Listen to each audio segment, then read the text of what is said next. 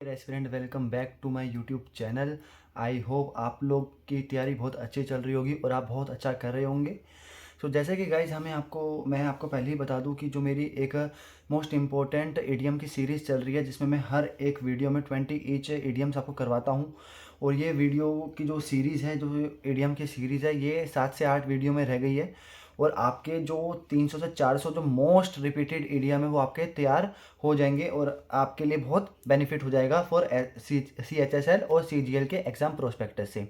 जैसे कि मैंने आपको बोला गया है कि अगर आपका प्यार बना रहा तो मैं आपके लिए कंपाइल वीडियो लेके आने वाला हूं, जिसमें मोस्ट इंपॉर्टेंट वोकैब जो 2018 से 2023 की, जिसमें मैं CGL, CHSL, DSSB और स्टेनोग्राफर, GD कांस्टेबल, CPO सबके मैं तैयार करूंगा। और वैसे ही मैं ईडीएम भी लेके आऊँगा 2018 से 2023 के सारा कंपाइल मैं लेके आऊँगा। बस अगर आपको कमेंट करके आप बताओ कि मैं सारे वोकैब एक में दूँ, ईडीएम एक में दूँ या अलग अलग में दूँ, ये आपके ऊपर मैं चॉइस छोड़ता हूँ। जैसे आप बोलोगे मैं वैसा कर दूंगा। So we have today first word, gave the game away, जिसका मतलब होता है गेव आउट द सीक्रेट। मतलब अब उसकी सारी सच्चाई पता चल गई है, जो उसकी गेम क्या थी। तो मैंने आपको हर एक वीडियो में बोला है और हर एक वीडियो के बीच में मैं बोलता हूँ और मैं हमेशा बोलता रहूँगा कि डियर एस्पिरेंट, कि आपको ना ट्रिक के साथ खेलना आना पड़ेगा। आपके जो वर्ड्स हैं उनको खेलना पड़ेगा। मतलब वर्ड्स को प्ले करके, तोड़ मोड़ के, मॉडिफाई करके क्या करना पड़ेगा, ट्रिक बनानी पड़ेगी। तभी आपको लॉन्ग टर्म तक आप याद कर सकते हो। मेरी सारी रिपीटेड वीडियो में आप देख सकते हो, मैं हमेशा दो ही चीज़ बोलता हूँ। दूसरा, आपको ट्रिक से ज़्यादा याद करना पड़ेगा। क्यों? क्योंकि अगर आप वर्ड को मॉडिफाई करके ट्रिक नहीं बना रहे और ट्रिक्स इसको आप लर्न नहीं कर रहे, तो क्या होगा, बहुत सारे जो ये एरिया में वोकैब है बहुत सारी हो जाएंगी और आप भूल जाओगे। अब मेरे पास बहुत सारे बच्चे जो मेरी फैकल्टी में है, बहुत सारे जो स्टूडेंट्स हैं, वो मेरे को मैसेज करते हैं, डीएम करते हैं और मेरे से पूछते हैं कि सर हम वोकैब और जो इडियम है ये सर भूल जाते हैं। इसका कोई ऐसा सॉल्यूशन बताओ कि जो हम ये लॉन्ग टर्म तक इसको मैं याद कर सकूं और भूलने की जो बीमारी है ये मैं बहुत हद तक कम हो जाए। तो मैं आपको एक ही चीज़ मैं बताना चाहूँगा कि जो इडियम्स है और जो वोकैब है या कोई भी हिस्ट्री वगैरह की कोई भी चीज़ें हैं, तो ये सब भूलते हैं। ऐसा नहीं है कि ये आप लोग भूल रहे हो, मैं भी भूलता हूँ। अगर मैं प्रैक्टिस नहीं करूँगा तो मैं डेफिनेटली इस चीज़ को भूल जाऊँगा। तो जितने भी इडियम्स हो गए, वोकैब हो गई या अदर थिंग्स हो गई, अगर हम उसको डे टू डे या टाइम टू टाइम इसको वीकली रिवाइज नहीं कर रहे, तो हमारे दिमाग से क्या होता जाएगा, स्किप होता जाएगा। और स्किप होने के बाद वो एकदम से दिमाग में से क्या हो जाएगा, वैनिश हो जाएगा, जिसको आपको दोबारा ही इसको आपको लर्न करना पड़ेगा। तो आपको क्या करना पड़ेगा, जब भी आप कोई चीज़ पढ़ो इडियम वगैरह, तो 2 या 3 दिन में इसकी मैं स्ट्रैटेजी लेके आऊँगा कि आप इसको ज़्यादा दिन तक कैसे याद रखो। बट फिलहाल के लिए मैं इतना ही कहूँगा कि आप वीकली या 3 या 4 दिन में इसको क्या कर सकते हो, रिवाइज कर सकते हो कंटिन्यू। अगर आप रिवाइज नहीं करोगे तो जो पीछे का पढ़ा हुआ है वो सारी चीज़ भूल जाओगे और बिल्कुल डिमोटिवेट होते हो कि आप लोग भूल रहे हो। ऐसा नहीं है कि आप लोग भूल रहे हो, सभी लोग इसको भूलते हैं। टॉपर से टॉपर इसको भूलता है, टीचर से टीचर इनको भूलते हैं। खैर, टीचर नहीं भूल सकते क्योंकि वो एक ही चीज़ को बार बार अलग अलग जगहों पे कराते रहते हैं, फैकल्टी में अलग अलग कराते हैं, पीपीटी बनाते हैं अब तक तो। और जो इवन जो पीपीटी बनाने वाले हैं उनको तक ये लर्न हो जाते हैं। क्यों? क्योंकि वो बार बार ही सेम वर्ड के जो पीपीटी बना रहे हैं तो उनको लर्न हो जाते हैं। तो इसका बस एक ही एक सिद्धांत है कि आपको क्या करना पड़ेगा, रिविजन करनी पड़ेगी।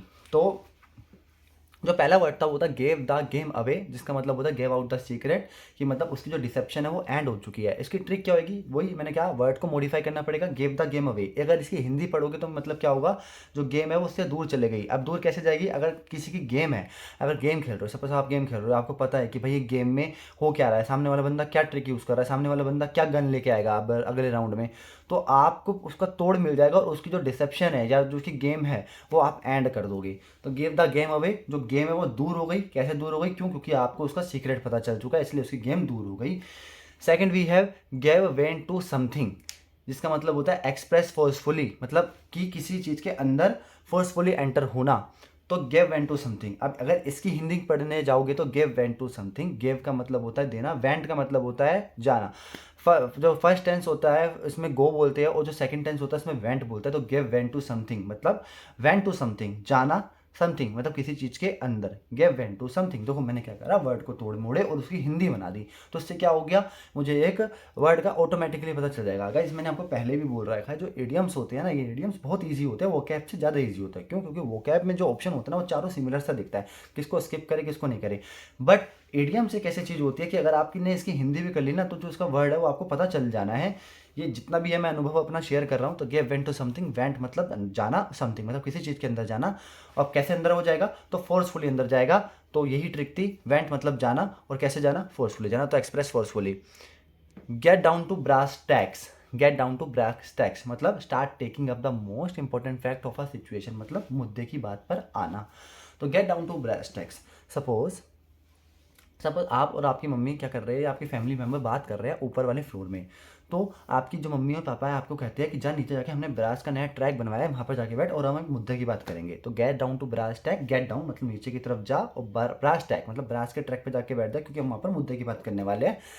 तो आई होप कि आपको ये क्लियर हुआ होगा। दोबारा मैं बता रहा हूँ, I am repeating, get down to brass tacks. आपके फैमिली वाले आपसे बात करने वाले हैं और आपके फैमिली वाले कहते हैं गेट डाउन, गेट डाउन मतलब नीचे जा, टू ब्रास टैक्स मतलब ब्रास टैक्स के पास जा, वहाँ पर हम तेरे से मुद्दे की बात करेंगे। तो get down to brass tacks का मतलब नीचे जाके हम तेरे से मुद्दे की बात करेंगे।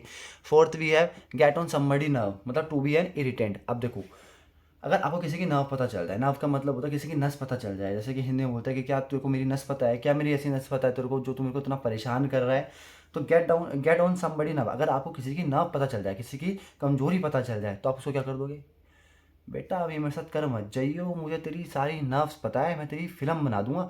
तो वो आपको ये बोल बोल के क्या कर देगा, आपको इरिटेट कर देगा। गेट ऑन समबडी नर्व का मतलब कि आपको, मतलब आपकी नर्व सामने वाले को पता है, अब वो आपको ये बोल बोल के क्या कर देगा, इरिटेट कर देगा। बट ऐसा लास्ट में क्या होता है, आप उसका सर फोड़ दोगे, सर फाड़ दोगे, और इसी की वजह से मर्डर होते हैं। तो गाइस, किसी की भी नर्व पकड़ने से पहले 10 बार सोचना कि अगर आप किसी की नर्व पकड़ने जा रहे हो तो डॉक्टर आपकी नर्व पकड़ के चेक करेगा कि अब आप नहीं रहे, ठीक है। Fifth, get out of hand, इसका मतलब सिंपल सा क्लियर है। गेट आउट ऑफ हैंड मतलब हाथ से निकल जाना, बेकाबू हो जाना, टू बिकम अनकंट्रोलेबल, ठीक है। फिफ्थ, सिक्स्थ भी है get somebody of one chest. अब देखो अगेन, इसकी ट्रिक क्या करेंगे, तोड़ मोड़ के इसकी हिंदी बनाएंगे और जिससे हमारा इडियम क्लियर हो जाएगा।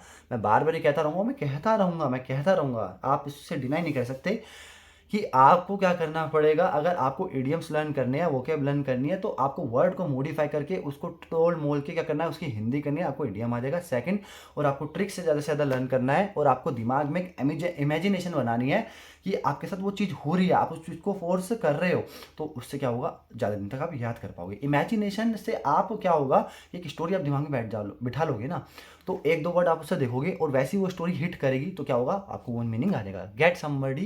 Get something of one chest. अब देखो इसके ही क्या करूँगा, तोड़ मोड़ के एक ट्रिक बनाऊंगा।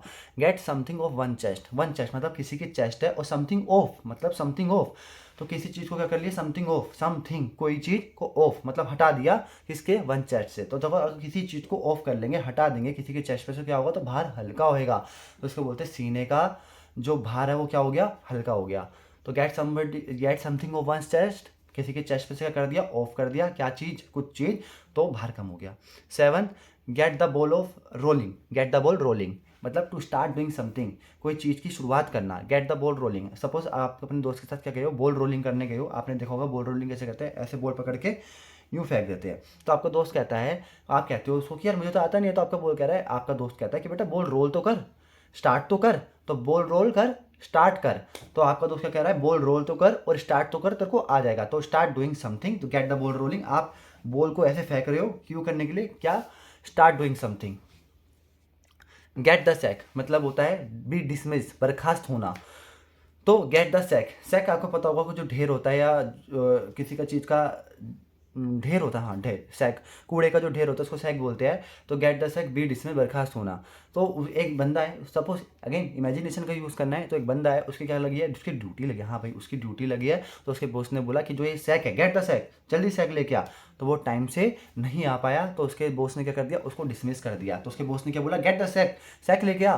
तो वो टाइम से नहीं लेके आ पाया, तो उसको डिसमिस कर दिया, बर्खास्त कर दिया। Ninth, get wind of something, ये इजी होगा आपके लिए, क्लियर होगा, ये आपको समझ भी आ गया होगा। गेट विंड ऑफ समथिंग मतलब हवा में कुछ सुनना, मतलब कुछ चीज़ सुनते सुनते आना, या कुछ नई चीज़ सुनना। टू लर्न समथिंग सीक्रेट मतलब किसी चीज़ का पता लगाना, हवा कहते हैं ना, हवा में सुनते सुनते मेरे को कुछ चीज़ पता लगी है।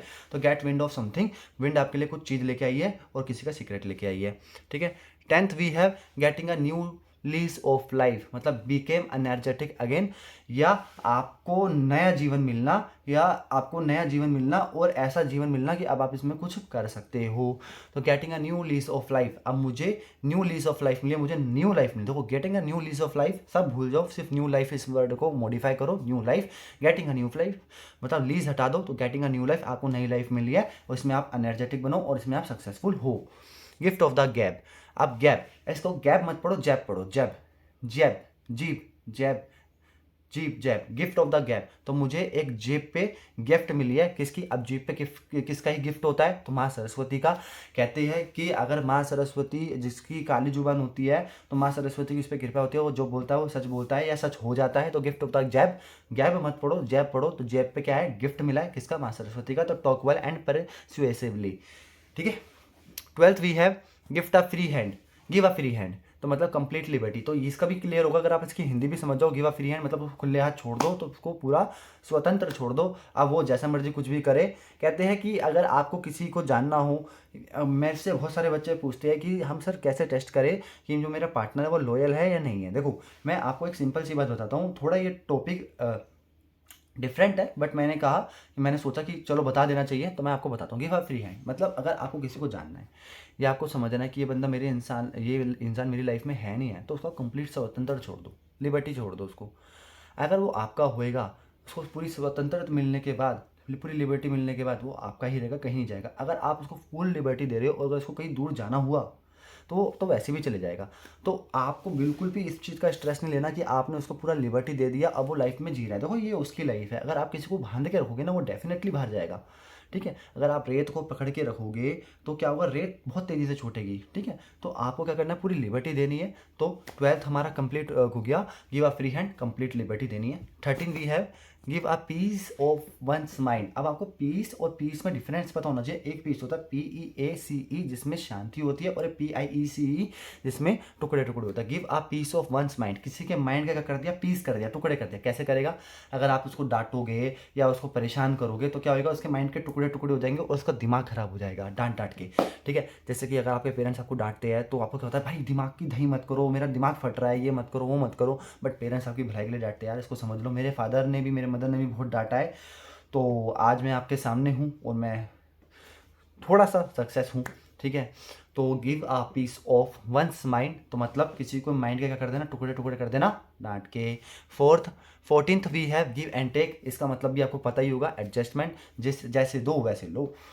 15th we have give in, मतलब होता है यील्ड, हार मान लेना। गिव इन, यील्ड मतलब होता है हार मान लेना। तो गिव इन, हमने ये वर्ड सुना होगा, गिव अप, गिव अप। तो गिव अप से क्या कर लो? गिव इन, गिव इन, भाई उसने हार मान ली। 16 we have give me a hand with, give me a hand with, तो इसका मतलब होता है हेल्प मी विद, मतलब सहायता करना। Give me a hand with, अपना हैंड दो मुझे। अब जैसे कोई बंदा लटक रहा है, give me a hand with, give me a hand with, अपना हाथ दो यार, मुझे हेल्प करो मेरी, ठीक है।